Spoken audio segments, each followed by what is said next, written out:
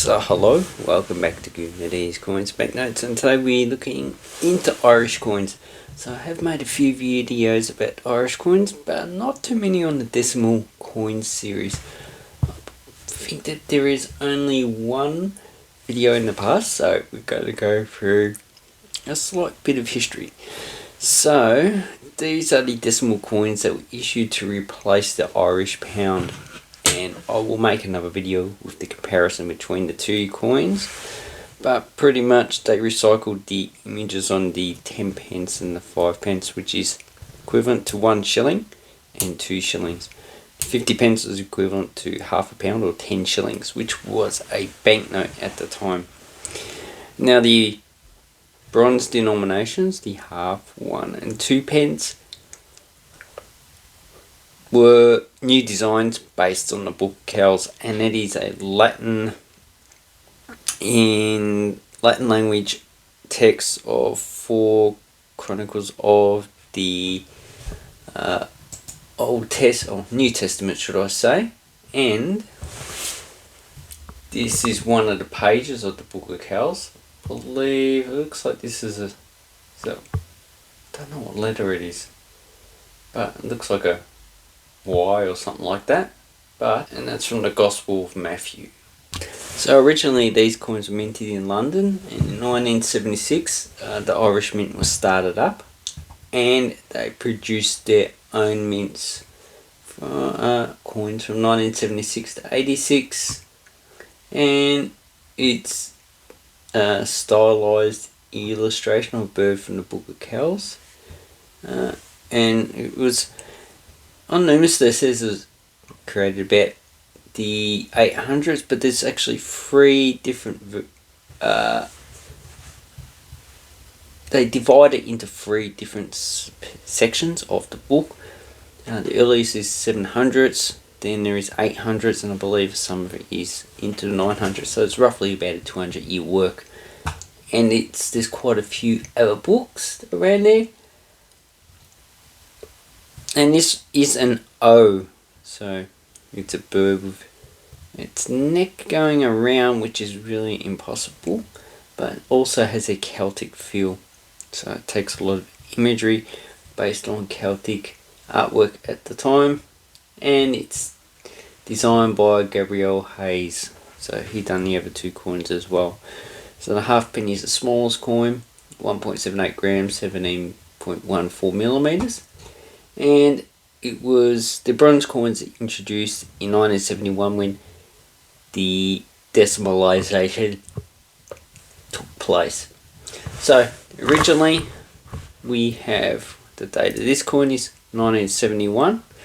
It was 100,500,000, so this is a very common coin. And really, in this condition, you should be only paying about $1 for one of these coins, because they're just very common. The other one is also 1971, and these ones don't really show anywhere, so they're low value at the time.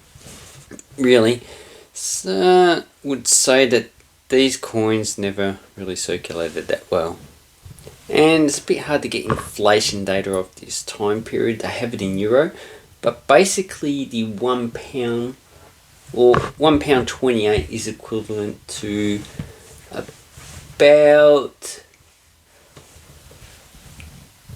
€100 in 1970, and it will be worth about £1,565. So pretty much £1.28 was equivalent to roughly €15.65. So probably about £1 was equivalent to about €13 now. So that's a lot of inflation. And this coin does have a scarce mintage, which is 1986, so that's one you need to look for. So that's the last year of mintage, but presumably only 12,250 were minted for circulation, but most of them were melted. There might be a specimen too in the actual bank itself or a museum. But the last mintage issue for circulation was 1985 of 2,780,000, and that's the lowest minted coin. So really you're looking for 1985 or 86. which probably 1985 were not issued for circulation. Now as for introduction, the 5 and the 10 pence were introduced in 1968 or 69, need to look it up. Actually it's 1969, the United Kingdom coins of the equivalent value were introduced in 1968. The 50 pence was introduced in 1970, the UK one 1969, and the 1, 2 and pence as well as the halfpenny were introduced in 1971. That's the year of decimalisation. Now until 1988 the 1 and 2 penny were introduced as a bronze coin, and in 1988 they made them into copper plated steel. So in 1988 you got two versions, you've got bronze or copper plated steel. I think the copper plated steel is the scarcer one of the lot. So if you got a coin 1988, you need to use a magnet to actually check if it is magnetic. Now the 5 pence in 1992 was actually, before that we have the introduction of a new denomination, and that was the 20 pence coin, which was introduced in 1985. So that one is made out of nickel brass, and it was in between the 5 and the 10 pence in the actual size range. And it's also interrupted milling instead of complete milling, and it's different than the United Kingdom coin, which is a 7-sided coin like the 50 pence. So that is the first divergence from United Kingdom coins. And also another thing is that they never reduced the size of the 50 pence. And also they reduced the size of the 5 pence, and that occurred in 1992. So they introduced a smaller 5 pence, and the bull actually faced the opposite way. Now the 10 pence in 1993, they reduced the size of that coin as well, and in 1990 they introduced a £1, which is a different coin from the United Kingdom. So pretty much by the time they converted to the euro, only the 1 and 2 pence was like the United Kingdom coins. So you couldn't really use UK coins in Ireland because the size was just a bit different. And now they use the euro, so the currency is just totally different. They've just diverged so much from the United Kingdom. Okay, so the 1p looks like a peacock, which originated from India, and looks like it's in the sea. So this one, it looks like it's copper plated steel, and there's 2 of them, and they all have the harp that is prominent in Irish coins. Even the euro coins all have the harp on it, and the pre-decimal ones as well. This one is 1996, which had a mintage of 190 million, and there is no mintage that I can see that's less than 10 million. That's 1975, 74 and 1993. So this is a very common coin. So all the series is common, but what you're looking for is just the 1988. It seems to be scarce coin if it's a copper plate steel, so it's magnetic. Okay, then we got the 2 pence. So the 2 pence is also a pretty common coin, and this has a bird, looks like it might be a stork, in the shape of a U. And also this is a fairly common coin. We have 2 versions, so we turn it over. Okay, we've got 1988. We need to check if this is magnetic or if this is steel. So you get a magnet. So this is Wildlife Rescuers. If you want to rescue animals in Australia, call them. If you want to donate, that will be great. Okay, so no, that one's not magnetic. This one is. So basically what happens is that one's stuck to the coin. This one just slides off. So that is a bronze coin. And The mintage of this one's 35,868,000. So 1976, 5 million, that seems to be the lowest for the bronze coin. 40 copper plated steel, yeah. 1992 with 10.2 million. And 1988 seems to be the scarcer one. This one, 96, has 69 million, so it's really a common coin. And as you can see it's gone black. That's because that is the steel. So the copper is quite thin and the steel is actually starting to corrode. So really, that's why these coins won't last that long in the environment, not like these ones. The bronze will be lasted quite a lot longer than the actual copper plated steel. Okay, the 5 pence. So we've got two versions. So we've got the large version, bull facing right, and the smaller version, bull facing left. And you can see they changed the where the 5 pence is located as well. So all the specification you quite easily find on the internet. So these were introduced in 1969, and this one is 1976 as a mintage of 20 million. And the lowest minted for the large coin is 1990 with 7.5 million. So really, actually 1985 with 4.2 million. Just looking at the mintage figures. So really, this is a common coin, and you shouldn't really be paying too much for one of these. Okay, so the smaller coin first introduced in 1992. So, and they're both made out of copper nickel. And yeah, the lowest mint is 1995 with 14.6 million. 96, 158 million. So really, a very common coin, and it's going to be common for hundreds of years into the future. Okay, so the 10 pence has an Atlantic salmon. Once again, the large coin has the salmon facing right, the smaller coin has the salmon facing left. So this is where the mintages start to get a bit smaller. So one florin back in 1969 was quite a lot of money. Probably about 3 or 4 pounds now. So a lot of the early mintages are quite small. So 1969 had a mintage of 27 million. Yeah, quite a high mintage. And as you can see, this one's pretty much uncirculated. And we have 1976 as a mintage of 9.433 million. So a bit of a lower mintage. The lowest mint is for circulation is 1973 with 2.5 million. The key date is 1986 with 4,250. And really, if those were ever issued in the circulation, you're probably paying a few $1,000s for a 1986 10 pence coin. Okay, so 1993 they reduced the size of the coin. So this is a bit different than the United Kingdom 10 pence, so this is the 10 pence from the United Kingdom. This is 2021, so but the date's unimportant. And as you can see, the size is the same.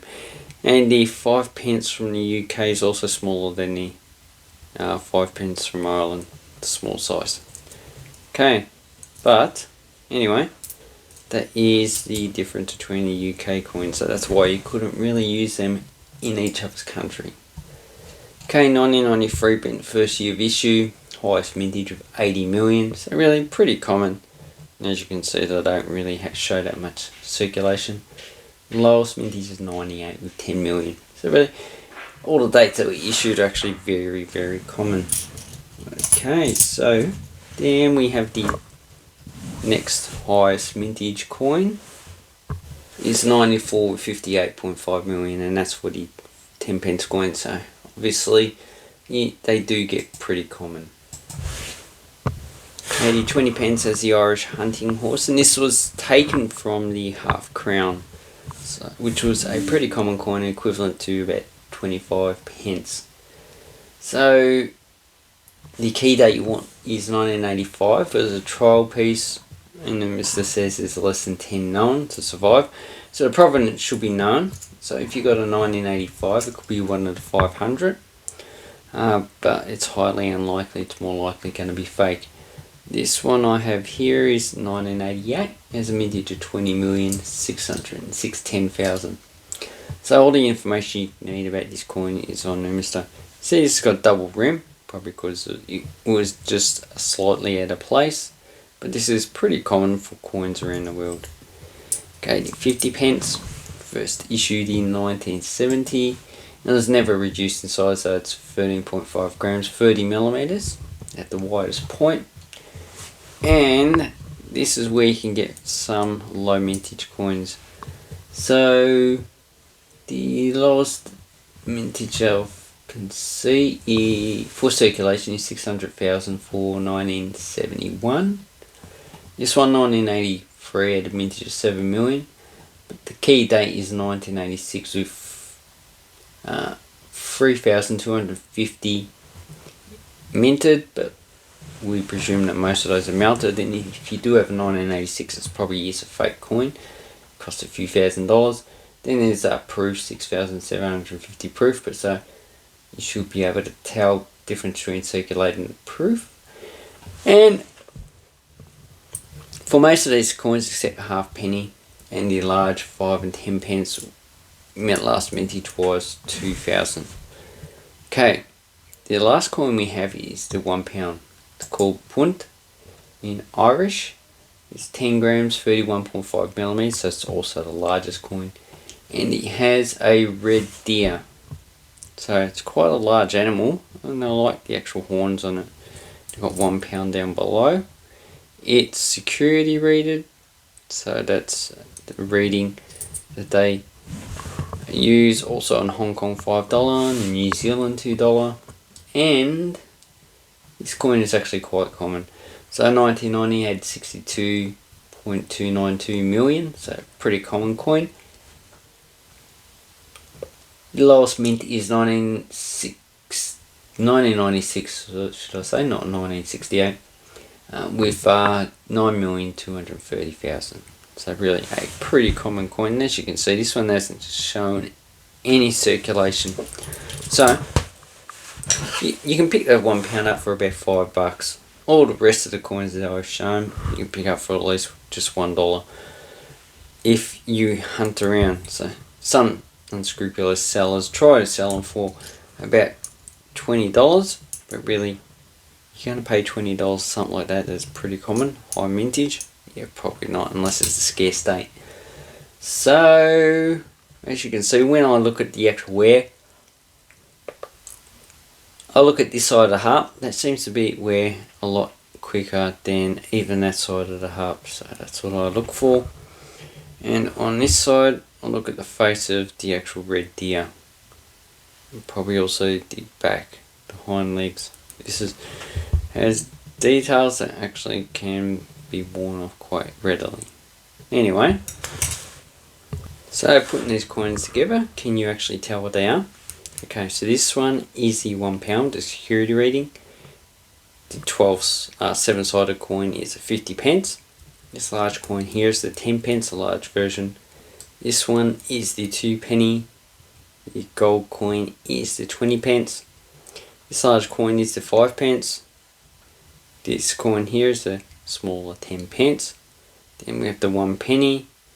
The 5 pence, you can see the actual milling between the 5 small and the 5 large are actually the same, but the milling between the small 10 and the large 10 is different. But so that also is different from the UK coins, which only a coarse milling on the 5 and 10. Then we have the half penny without any milling at all. So together, that is another way you can actually tell the different denominations, as well as size and design image. Anyway, hope this helps you with your Irish coins. Let me know if you have any of these, and these are just all my spares. So this is going to be sold as a bulk lot of coins all together, and I'm just curious at what anyone would actually pay for any of these coins. Anyway, thank you very much. Have an awesome coin banknote collecting time, and take care.